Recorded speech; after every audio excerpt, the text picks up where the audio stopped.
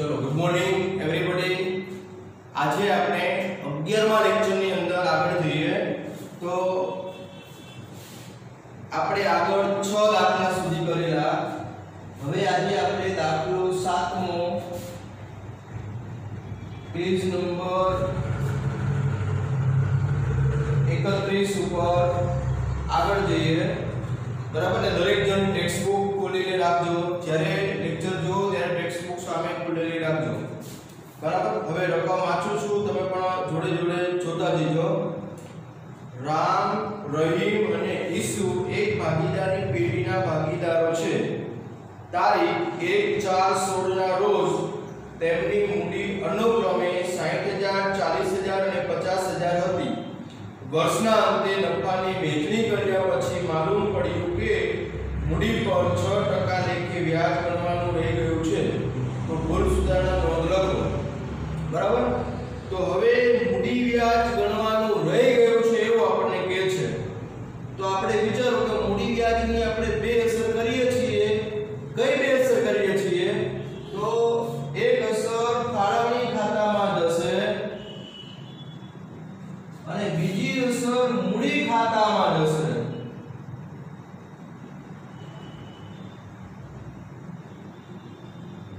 બરાબર। તો હવે એક અસર જે અહીંયા અસર જાય છે મૂડી ખાતામાં જમા, એ શું કહેવાય?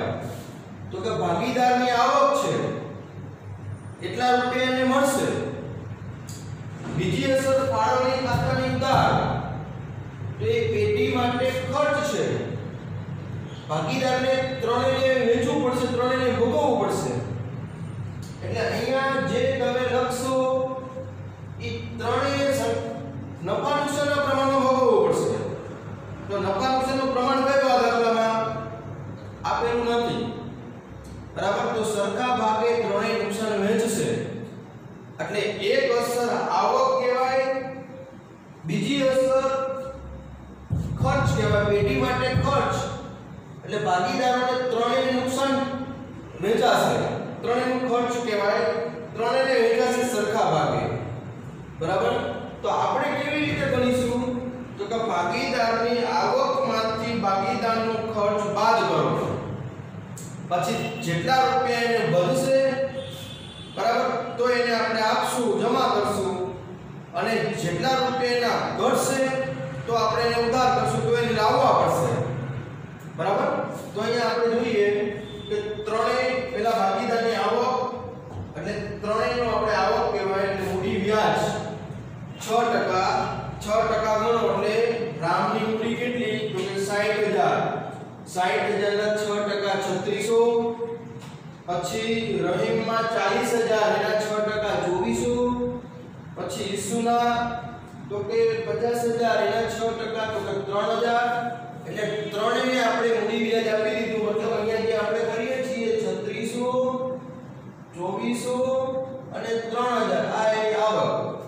હવે એ જ આવક અહીંયા તમે બીજી અસર તરીકે આપો છો, આ એનો ખર્ચ। પણ આ ખર્ચનો સરવાળો કેટલો? તો કે તમે ખર્ચનો સરવાળો જાણો છો કેટલો થશે? તો કે 9,000।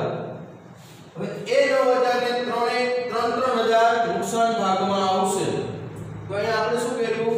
મૂડી વ્યાજનું નુકસાન 3,000 3,000 3,000, એટલે આટલા એને મળે છે, આટલા એને ભોગવવા પડશે। બરાબર। તો પણ રામને આપણે 600 રૂપિયા જમા આપવા પડશે, કારણ કે 600 રૂપિયા એના વધે છે જો। બરાબર। એટલે એટલા રૂપિયા આપણે એને આપવા પડશે।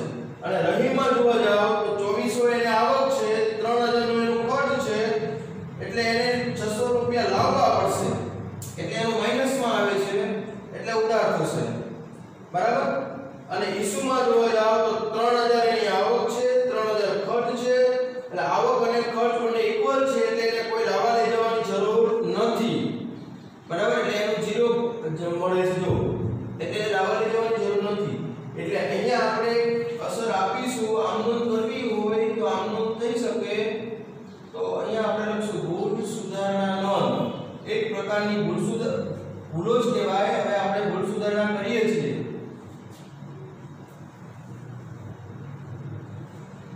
આમ નોંધ દોરવી જરૂરી છે। ભલે એક આપણને પૂછાય પણ દોરી લેવાની.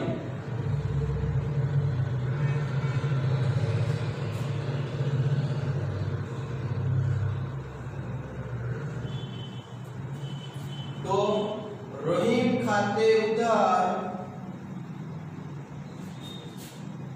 રહીમ ખાતે ઉધાર 600 તે રામ ખાતે જમા 600. રહીમને ભોગવવાના એટલે ઉધાર, રામને મળશે એટલે જમા. બરાબર ને? એટલે કોઈ પણ આપણે એને આપવાના હોય તો એનું ખાતું મતલબ એને મળવાના છે તો આપણે એને મૂડી ખાતામાં જમા દઈએ છીએ. જુઓ બરાબર ને? 3600 રૂપિયા. હવે અહીંયા કેવું થશે? જુઓ 3600 મળે છે, 3000 ભોગવવાના, તો 600 રૂપિયા સીધા અહીંયા મૂકી દો. હે ને? એટલે તમે અસર આપી ભૂલી ગયા છો. હવે બંને જગ્યાએ આપણે અસર નથી આપી, આપણે સીધા 600 રૂપિયા રામના ખાતામાં જમા આપી દો. કારણ કે આમે એને 3000 આપણે આપવાના છે, સોરી 3600 આપવાના છે, 3000 અહીંયા લેવાના થશે. તો હવે 3600 લઈએ અને 3 આપીએ એના કરતા સીધા જઈને 600 રૂપિયા આપી દો. બરાબર? 600 રૂપિયા આપણે એની પાસે આપણા રૂપિયા એની પાસે મતલબ પેઢી એને એટલા રૂપિયા આપવાના. બરાબર? 600 રૂપિયા જમા. એટલે અહીંયા રામના જમા છે, રહીમના ઉધાર છે, રહીમ પાસે લેવાના નીકળશે. બરાબર? કારણ કે રહીમને જોવા જાવ તો એના આપણે એની આવક કેટલી છે? 2400. એની પાસે લેવાના કેટલા? 3000. તો આપણે 2400 એને આપવાના છે, 3 લેવાના છે. તો આપણે એવું નહીં કરીએ, આપણે શું કરીશું? સીધા 600 રૂપિયા લઈ લઈએ. લઈએ ને? બરાબર ને? 600 રૂપિયા આપણે સીધા એની પાસેથી લઈ લઈએ. કારણ કે 2400 તો આપણે આપવાના છે. બરાબર? એટલે સીધું ડાયરેક્ટ જ આપણે અહીંયા એમ કહીએ છીએ કે રહીમ ખાતે ઉધાર 600, રામ ખાતે જમા 600. બરાબર? આ બાબતે આપણે શું કરીશું? મૂડી વ્યાજ ગણવાનું રહી ગયું હતું. મૂડી વ્યાજ ગણવાનું રહી ગયું હતું, જેને ભૂલ સુધારી તેના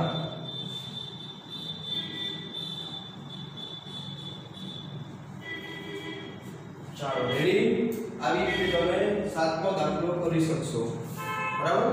ટૂંકમાં એકંદરે કદાચ કોઈને લાંબુ બહુ ડીપમાં ગયો હોય અને કંઈ મૂંઝાઈ ગયા હોય તો આપણે એક વાત યાદ રાખવાની, મૂડી વ્યાજ પહેલા ત્રણેયને ગણી નાખો. પછી મૂડી વ્યાજનું નુકસાન એટલે કે ત્રણેયનો સરવાળો કરો, 9000 થયો. એને નફા નુકસાનના પ્રમાણમાં વહેંચો. અહીંયા નફા નુકસાનનું પ્રમાણ સરખું છે એટલે મેં એક જેમ એકના પ્રમાણમાં આપ્યું છે. બરાબર? એટલે એવી રીતના ત્રણેયને સરખા ભાગે વહેંચો. આ આવક છે, આ ખર્ચ છે. આવકમાંથી ખર્ચ કાઢો. બરાબર? એટલે એવી રીતના આપણે યાદ રાખવાનું, મૂડી વ્યાજમાંથી મૂડી વ્યાજનું નુકસાન બાદ. શા માટે આવું કર્યું હશે? તો એના માટે મેં તમને આન્સર આપી દીધો કે આવકમાંથી ખર્ચ બાદ એને 3600 મળે છે, 3000 એને ભોગવવાના, એટલે 3600 આપણે એને દઈએ અને 3000 લઈએ એના કરતા એને સીધા આપણે 600 આપી દેવાના. એટલે 600 રૂપિયા અહીંયા એને જમા આપણે દઈએ છીએ. બરાબર? અહીંયા પણ એવી જ રીતના છે, 2400 આપણે એને આપવાના છે, 3000 એની પાસેથી લેવાના છે. તો આપણે શું કરીએ? સીધા એની પાસેથી 600 રૂપિયા લઈ લઈએ. એટલે 2400 તો આપણે આમે 3000 લઈને 600 2400 તો આપણે આપવાના છે. બરાબર? તો આપણને કેટલા મળે? પેઢીને કેટલા મળવાના હોય? 600 રૂપિયા. બરાબર ને? એટલે પેઢી એની પાસેથી 600 રૂપિયા લેશે. બરાબર? એટલે રામને 600 રૂપિયા આપવા પડશે અને રહીમ પાસેથી 600 રૂપિયા લેવા પડશે. બરાબર? એટલે આવકમાંથી ખર્ચ બાદ એવી રીતે તમે યાદ રાખી શકો, સમજી શકો. બરાબર? કારણ કે બે અસર છે. આજે પ્રથમ અસર છે એ કઈ? તો કે મૂડી ખાતા જમા. બરાબર? આ અસર કઈ? તો કે ફાળવણીમાં તમે જે ઉધાર કરો છો એ 9000 ત્રણેયને વેચાવાના જ હોય, નફા નુકસાનના પ્રમાણમાં વેચાવાના જ હોય. બરાબર?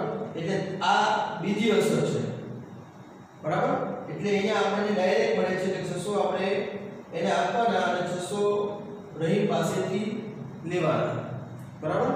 આવી રીતે 7મો દાખલો. હવે આપણે આગળ જઈએ, 8મા દાખલામાં આગળ જઈએ.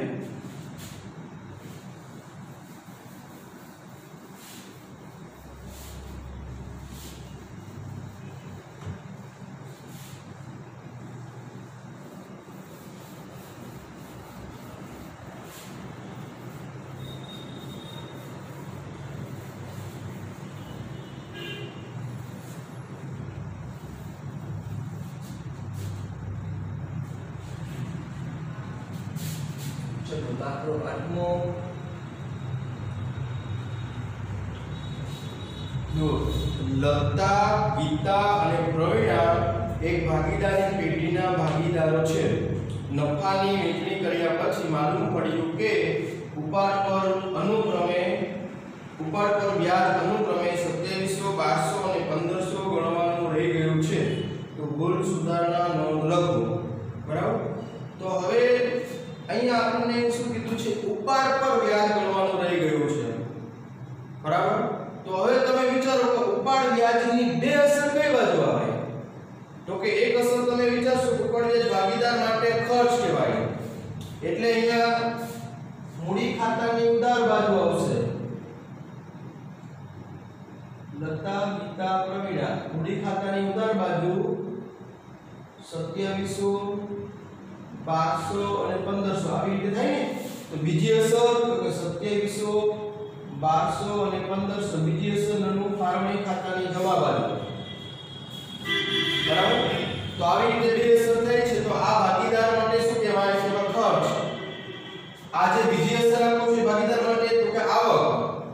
પણ આ ત્રણેયની આટલી આવક તો કે નહીં. ત્રણેયને પહેલા આપણે ફાળવણી ખાતું છે તો ત્રણેયને ખરેખર વહેંચાતું હોય ને. ફાળવણી ખાતામાં કોઈ પણ અસર આપણે વહેંચાવાની છે ભાગીદારો વચ્ચે. કયા પ્રમાણમાં? તો કે નફા નુકસાનના પ્રમાણમાં. નફા નુકસાનનું પ્રમાણ કયું? તો કે સરખું. બરાબર. અહીંયા કઈ છે એવી સૂચના એટલે સરખું. તો કેટલા થશે? ત્રણેયનો ટોટલ તો 3 4 5400 થશે.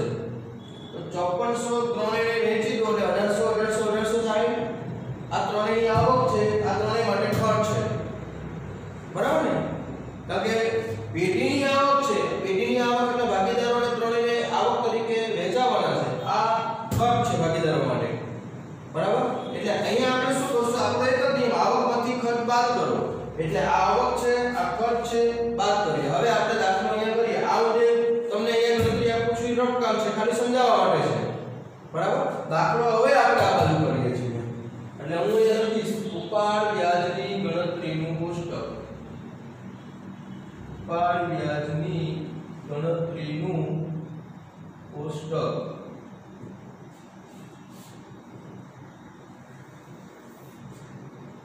લતા, ગીતા, પ્રવીણા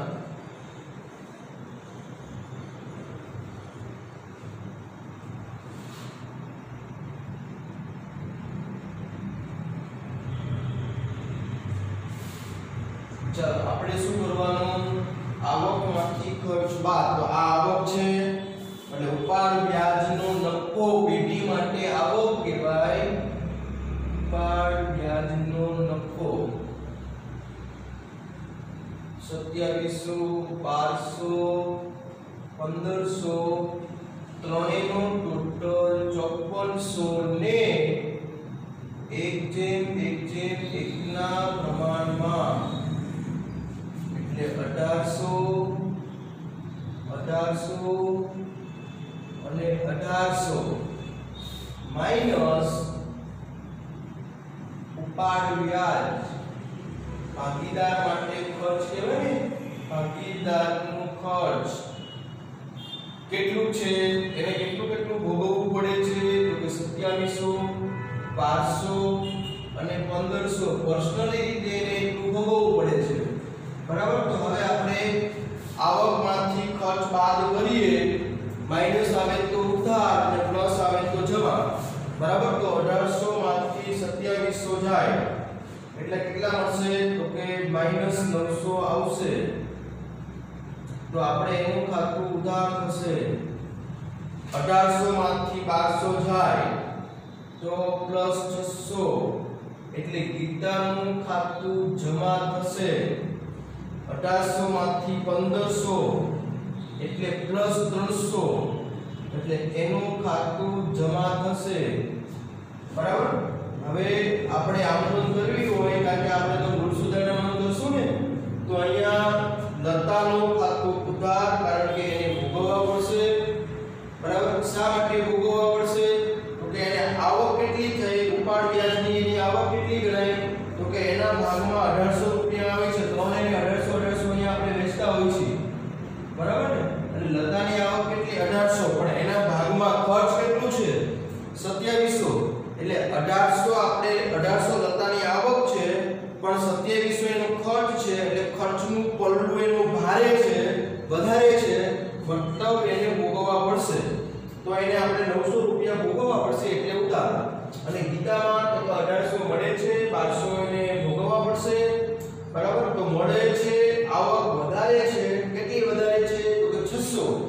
તો કે 600 આપણે એનું ખાતું જમા કરશું, બરાબર ને પ્રવીણા?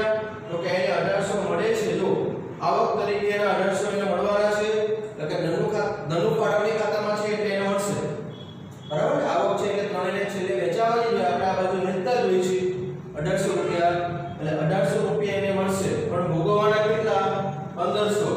તો પણ એને 300 રૂપિયા એના વધારે રૂપિયા છે એના, જો એટલે 300 રૂપિયા પેઢી એને આ આપવા પડશે, એટલે આવક છે એટલે જમા થશે. એટલે એકંદરે આપણે એમ કહીએ કે લતા ઉધાર 900 અને ગીતા અને પ્રવીણાને મળશે, એટલે ગીતા 600 જમા અને પ્રવીણા 300 જમા.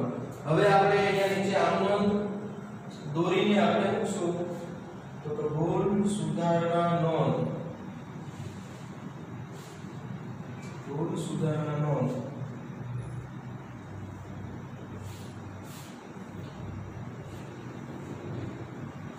તારીખ દર ઉધાર જમા અને અહીંયા ખાપા, બરાબર? તો આનું કઈ તો કે લતા ખાતે ઉધાર 900, લતા ખાતે ઉધાર 900 તે ગીતા ખાતે જમા 600. શા માટે જમા? તો કે એને મળશે. પ્રવીણા ખાતે જમા 300. બાબત છે ઉપાડ વ્યાજ ગણવાનું રહી ગયું હતું, જેની ભૂલ સુધારી તેના, રહી ગયું હતું જેની ભૂલ સુધારી તેના.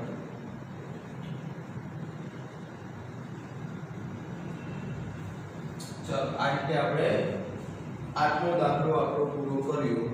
હવે આમ જોવા જાવ તો 7મો અને 8મો બે પોઈન્ટ એક જેવા કહેવાય, આમ ઓપોઝિટ છે પણ એક જેવા પોઈન્ટ છે. જો કારણ કે શા માટે કે 7મા દાખલામાં તમને એવું કીધું હતું કે મૂડી વ્યાજ ગણવાનું રહી ગયું છે, બરાબર? 8મા દાખલામાં તમને એવું કીધું છે કે ઉપાડ વ્યાજ ગણવાનું રહી ગયું છે. તો આપણે 7મા દાખલામાં શું કર્યું? તો કે મૂડી વ્યાજમાંથી મૂડી વ્યાજનું નુકસાન આપણે બાદ કર્યું. કેમ એવું કર્યું? તો કે આવકમાંથી ખર્ચ બાદ થાય, બરાબર? બંનેમાં પોઈન્ટ એક જ છે કે આવકમાંથી ખર્ચ બાદ, બરાબર? તો હવે ત્યાં તમે મૂડી વ્યાજમાંથી મૂડી વ્યાજનું નુકસાન કેમ બાદ કર્યું? તો કે મૂડી વ્યાજ આવક કહેવાય, બરાબર?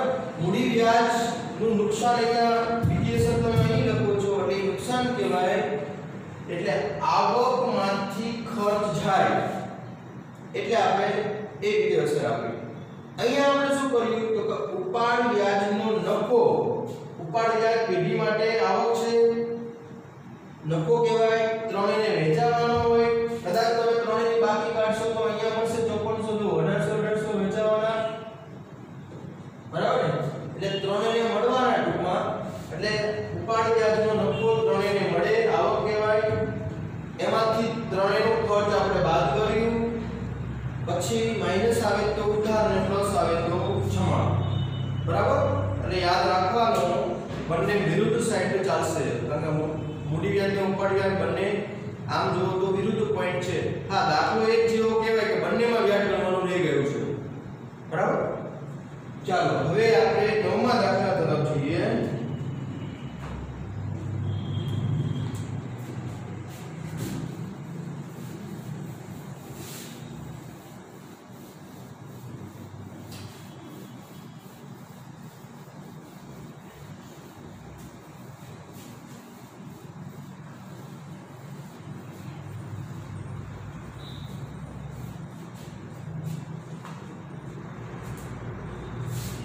चलो दाखलो 9मो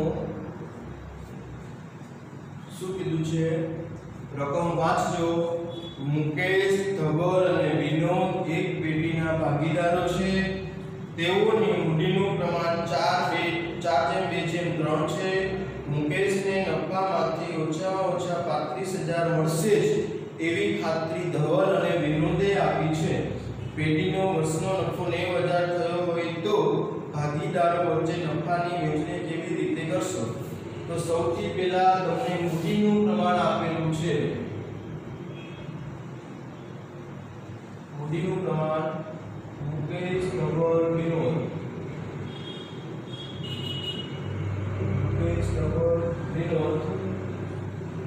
4/2/3 પછી નફો તમને આપેલો છે 90000. હવે તમને એમ કે છે કે મુકેશને 35000 તો મળવા જ જોઈએ, બરાબર? એવી ખાતરી કોને આપી છે? તો કે ધવલ અને વિનોદે. હવે જો મુકેશને 35000 પૂરા ન થાય તો અહીંયા ધવલ અને વિનોદે એને જેટલા રૂપિયા ખૂટે એટલા રૂપિયા એને કરી દેવા પડે. માની લો કે મુકેશના ભાગની અંદર 25000 નો નફો આવે છે, પણ ખાતરી મુજબ એને કેટલા મળવા જોઈએ? તો કે 35. તો કેટલા ઘટ્યા? તો કે 10000.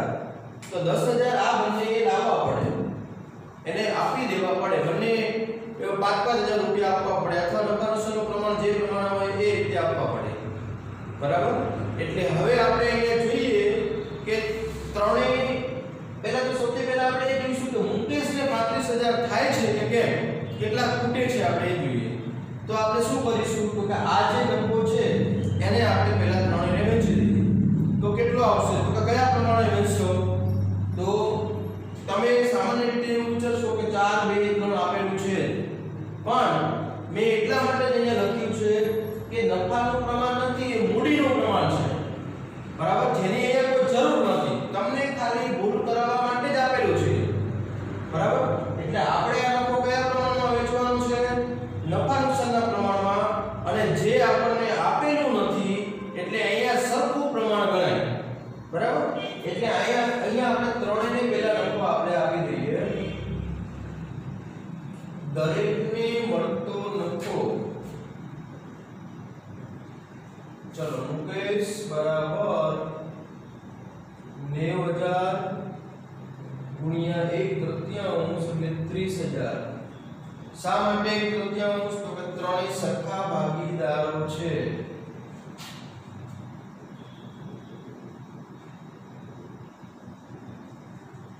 ધવલ પણ 30000, વિનોદ પણ 30000. ચલો હવે આપણે અહીંયા કહી દઈએ કે નફા નુકસાનના પ્રમાણની કોઈ સૂચના નથી, તેથી કરાર મુજબ સરખા ભાગે 1:1 ના પ્રમાણમાં વેચાશે, બરાબર? આ ખાલી મેં તમારી સમજણ માટે સૂચના આપેલી છે, દાખલામાં લખવી જરૂરી નથી, ખાલી તમારી સમજણ માટે. હવે આપણે કહીએ કે આપણી ગેરંટી કોને હતી? તો કે મુકેશને 35000 મળવા જોઈએ એવું કીધું છે આપણે. મુકેશને ઓછામાં ઓછા 35000 મળવા જોઈએ. તો અહીંયા કહીએ આપણે મુકેશને 35000 મળવા જોઈએ, પરંતુ તેને 30000 જ મળે છે. તેથી 5000 ખૂટે છે, જે રકમ ધવલ અને વિનોદ ધવલ અને વિનોદ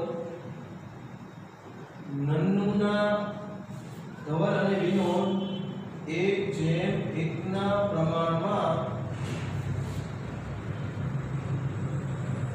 ભોગવશે. માની લો કે પ્રમાણ અહીંયા જે આપેલું હોત, મેં અહીંયા કોઈ સૂચના નથી એટલે સરખા ભાગે લખ્યું છે, પણ જો આવી રીતના હોત, ત્રણેયનું પ્રમાણ આવી રીતના હોત 5 3 2, તો ધવલ અને વિનોદનું પ્રમાણ કેટલું? 3:2. તો 3:2 ના પ્રમાણમાં ભોગવશે, બરાબર? માની લો ત્રણેયનું પ્રમાણ હોય 10 7 5, પણ ધવલ વિનોદનું પ્રમાણ કેટલું? 7:5. તો 7:5 ના પ્રમાણમાં ભોગવશે. અહીંયા કઈ સૂચના નથી એટલે મેં સરખા ભાગે લખેલું છે, પણ પરીક્ષાની અંદર તમને એવી રીતે પૂછી શકે, બરાબર? જ્યારે પ્રેક્ટિસ બુકમાં કરશો ત્યારે એવા પ્રમાણ આપેલા હશે એટલે ધ્યાન રાખજો, બરાબર? ચાલો હવે 5000 રૂપિયા પહેલા બંને ભોગવશે એટલે હું અહીં લખું છું ધવલ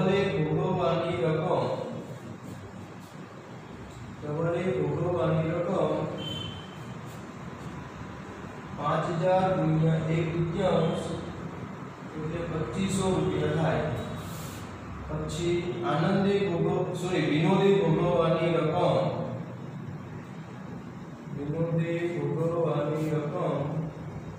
5000 ગુણ્યા 1/2 મતલબ 2500 રૂપિયા થાય.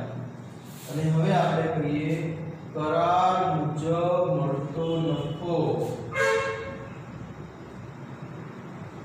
ચલો સૌથી પહેલા મુકેશ, તો મુકેશને કેટલા મળ્યા હતા? 30000 એને મળ્યા હતા, પણ એને 5000 પહેલા બંને 2500 આપવાના છે એટલે એને 5000 મળશે વધારાના મતલબ કરાર મુજબ, એટલે એના 35000 થશે. હવે ધવલને કેટલા મળશે? તો કે એને મળતા હતા કેટલા? 30000 મળતા હતા ને, પણ હવે એને એમાંથી 2500 રૂપિયા પેલાને આપવા પડશે કરાર મુજબ, એટલે -2500 રૂપિયા થાય એટલે 27500. એવી જ રીતના વિનોદ 30000 - 2500 એટલે 27500 થાય. બરાબર? ચાલો એટલે આપણે એમ કહીએ કે આ રીતે ત્રણેય ભાગીદારને મળશે. બરાબર? મુકેશને 35000, ધવલ અને વિનોદને 27500. બરાબર? હવે આ દાખલો મેં તમે મનમાં એવું વિચારતા હશો તો 3 માર્કનો દાખલો થોડો મોટો બની ગયો. બરાબર? તો એક તો જ્યારે આ સૂચના મેં તમને આપી છે આ તમારે લખવાની નથી. બરાબર? અહીંયા આ પણ તમે આ મૂડીનું પ્રમાણ લખવાની જરૂર નથી. સીધું તમે અહીં લખી દો, આ લખવાની જરૂર નથી. દરેક ભાગીદારને મળતો નફો સીધું લખી દો. પછી આ સૂચના આપી દો કે કરાર મુજબ પૂરા થતા નથી તો આટલા ખૂટે છે એ પહેલા બંને ભોગવશે અને ભોગવવાની રકમ આપી દો. એટલે મેં જે ચોપડા મારેલા છે એ લખવાની જરૂર નથી. બરાબર? અને એના કરતા શોર્ટકટ આપણે કરવું હોય તો એને આપણે શોર્ટકટ કરી શકીએ છીએ. જો એક તમને પણ ઓલ ઓવર હિટ રીત ન કહેવાય. બરાબર? શોર્ટકટ તમને કરી દઉં.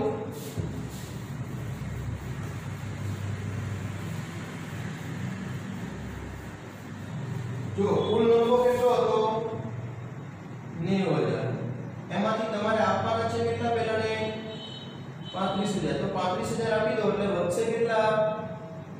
35000 તમે આપી દીધા. હવે વધે કેટલા? તો કે 55000 વધે. બરાબર ને? 55000 વધ્યા. આ 35000 કોના છે? તો કે મુકેશના. બરાબર ને? મુકેશને આપશો ને તો હવે વધ્યા કેટલા? 55000. તો આપણે કહીએ કે હવે 55000 ને ધવલ અને વિનોદ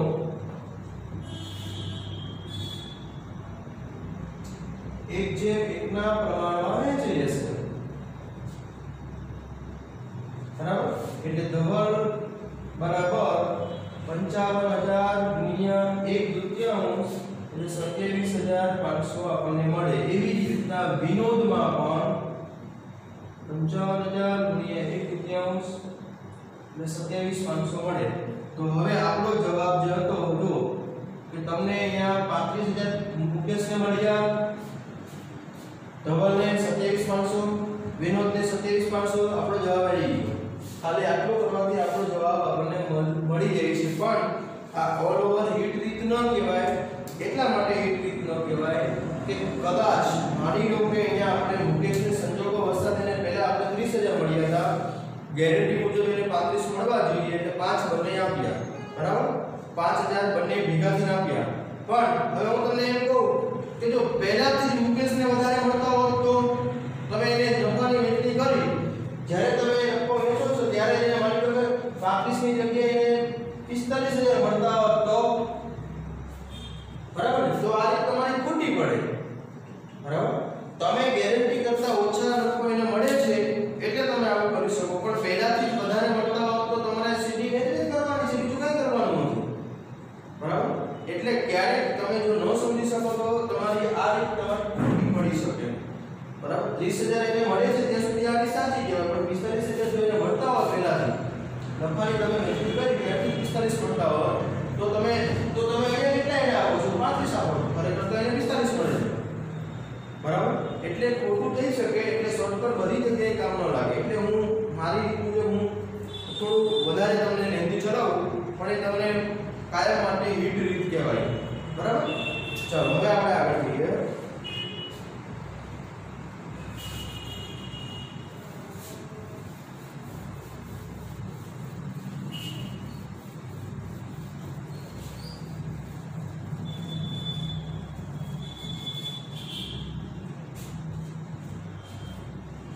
ચાલો હવે દાખલો 10 આપણે જોઈએ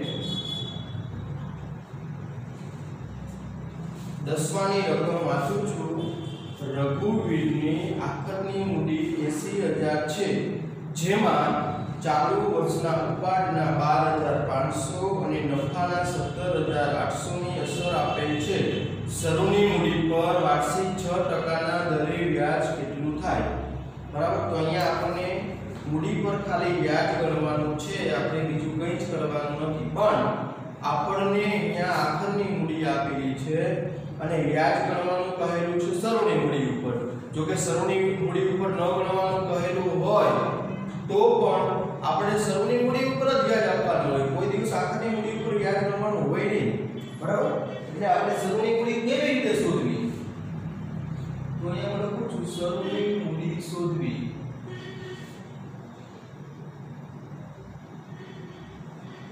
કેવી રીતે લખશો તો કે આખરની મૂડી જે હોય આખરની મૂડી તમને આપેલી છે 80000 પ્લસ ઉપાડ પ્લસ કરશો 12500 એટલે 92500 થયા માઈનસ નફો 17800 છે જે તમે બાદ કરશો એટલે શરૂની મૂડી તમને મળશે બરાબર કેટલા આવશે શરૂની મૂડી તરીકે વિચારો તો કે અહીંયા તમને શરૂની મૂડી આવશે 74700 બરાબર હવે તમે વ્યાજ ગણશો આ શરૂની મૂડી આવી ગઈ હવે તમે વ્યાજ ગણશો કે મૂડી પર વ્યાજ કેટલા ટકા કીધું છે તો જો તો આપણને 6% કહેલું છે તો 6% લેખે કેટલું વ્યાજ થાય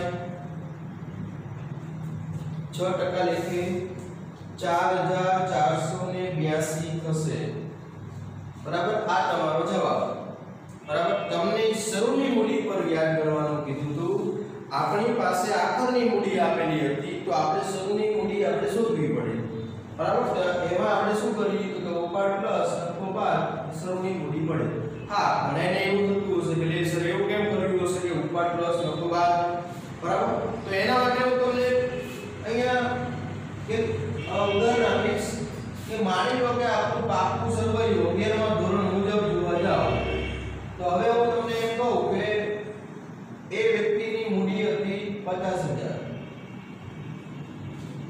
બરાબર હવે સમજી લો એને 10000 નો નફો મળે છે તો નફો તમે શું કરશો તો કે પ્લસ કરશો કારણ કે નફો આવક કહેવાય એટલે નફો તમે પ્લસ કરતા હતા બરાબર એટલે એની મૂડી કેટલી થઈ 60000 પછી માની લો કે એને એમાંથી એને 5000 નો ઉપાડ કર્યો છે તો ઉપાડ તમે શું કરો છો તો કે બાદ કરો છો 5000 એટલે 55000 બહાર નીકળ્યા આ 55000 કઈ શું ગણાય તો કે આખરની મૂડી ગણાય હવે તમારે આ આખરની મૂડી છે આ આખરની મૂડીમાં તમે શું કર્યું તો કે શરૂની મૂડીમાં મેં નફો પ્લસ કર્યો ઉપાડ બાદ કર્યો બરાબર ને એવું કર્યું તો હવે મારે આખરની મૂડી મને આપેલી છે મારે શરૂની મૂડી શોધવી હોય તો હું શું કરીશ તો કે 55000 ઉપાડ બાદ કર્યો છે એને પ્લસ કરો એટલે 60000 થયા નફો મેં પ્લસ કર્યો છે તો નફાને બાદ કરો એટલે 10000 હું બાદ કરું એટલે 50000 જે આપણી શરૂની મૂડી છે તમે જોઈ શકો છો શરૂની મૂડી અહીંયા છે તમે જોઈ શકો બરાબર એટલે આપણે એવું શા માટે કરીએ છીએ કે શરૂની મૂડીની અંદર આપણે નફો પ્લસ કર્યો છે ઉપાડ આપણે બાદ કર્યો છે અને પછી આપણે આખરની મૂડી લાવ્યા છે હવે મારે આખરની મૂડીમાંથી શરૂની મૂડી લાવવી હોય તો હું શું કરીશ તો ઉપાડ પ્લસ કરીશ નફો બાદ કરીશ તો મને શરૂની મૂડી મળશે વિચારી શકીએ. બરાબર. ચાલો હવે 10મો દાખલો આપણો પૂરો થયો. બરાબર. શા માટે પ્લસ માઈનસ છે તમે સમજી ગયા. હવે આપણે 11મા દાખલા તરફ જઈએ.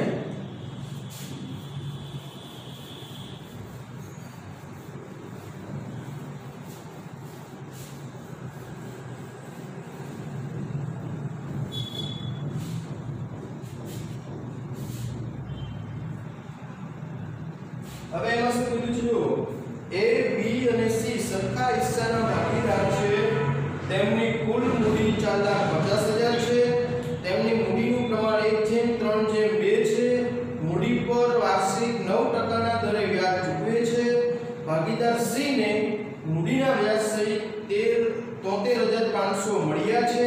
તો ભાગીદાર A અને B ને મૂડીના વ્યાજ સહિત કેટલા રૂપિયા મળશે? તો હવે સૌથી પહેલા આપણે એમ કહીએ કે ત્રણેયની મૂડી એને પહેલા આપણે વેચી દઈએ, પછી ત્રણેયને મૂડી વ્યાજ આપણે આપી દઈએ અને પછી આપણે વિચારીએ કે શું કરીએ.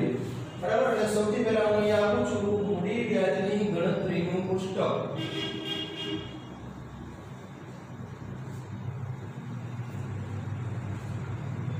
ઉપર હેડિંગ આપીશ મૂડી વ્યાજની ગણતરીનું પુસ્તક. વિગત પછી ત્રણેય ભાગીદારોના નામ છે A, B, C. પહેલા હું લખીશ દરેકની મૂડી.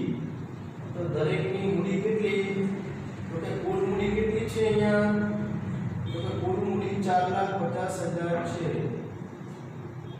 હવે 4,50,000 ને અંદર વેચવાની છે કઈ રીતે? મૂડીનું પ્રમાણ છે 1/3/2. બરાબર. તો ત્રણેય તમે મૂડી વેચશો એટલે કેટલી આવશે? તો કે 75,000, 2,25,000 અને C ભાગીદારને 1,50,000. આ ત્રણેયની મૂડી આવે છે. હવે તમે લખશો દરેકને મૂડી વ્યાજ.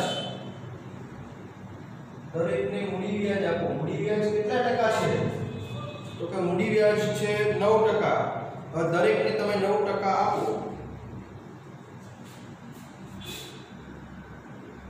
એટલે 6,750. 2,25,000 ના 9% તો કે 20,250.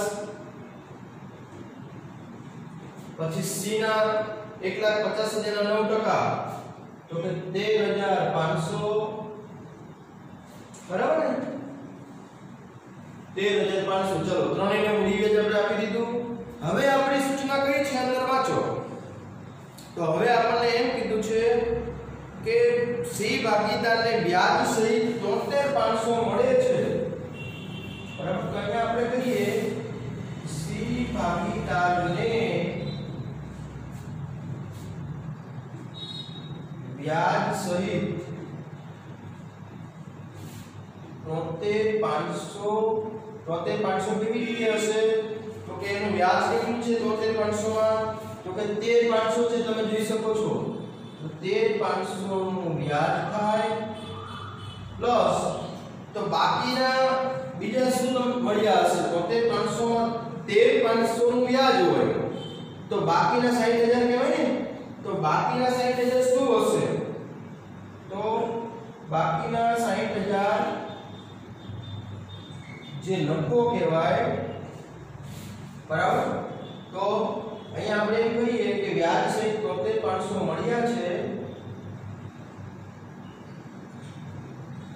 જેમાં 13,500 વ્યાજ હોય.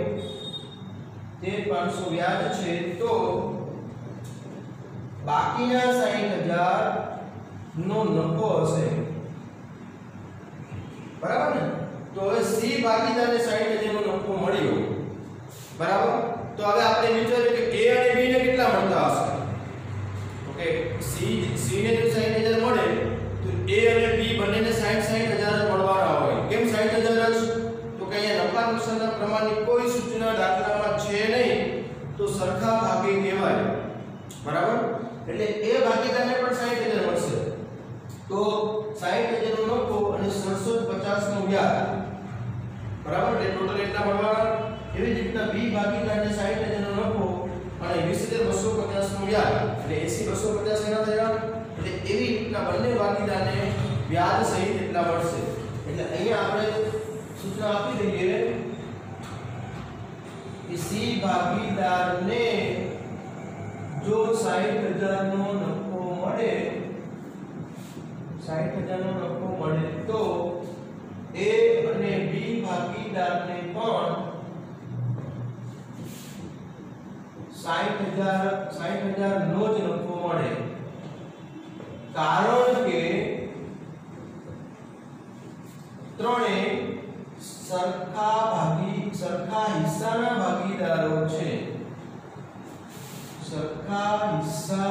ભાગીદારો છે તો હવે આપણે કહીએ A ને મળતી કુલ રકમ